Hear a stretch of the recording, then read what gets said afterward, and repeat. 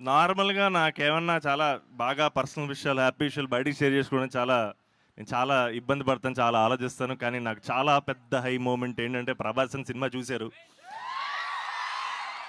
ఆయనకి సినిమా బాగా నచ్చింది. అండ్ నేనే రోజు అనుకోలే. ఆయన దగ్గర నుంచి కంగ్రాచ్యులేషన్స్ అనేది చాలా చాలా చాలా పెద్ద విషయం నాకు. ఆహ్, గెలిచేసానన్న ఫీలింగ్ వస్తుంది darling. And thank you all. అంటే ఇంకా నాకు ఎమోషనల్ అయిపోతున్నాను. అండ్ అసలు thank you, thank you, thank you, thank you darlings, thank you, thank you, thank you brothers, thank you sister, thank you so much.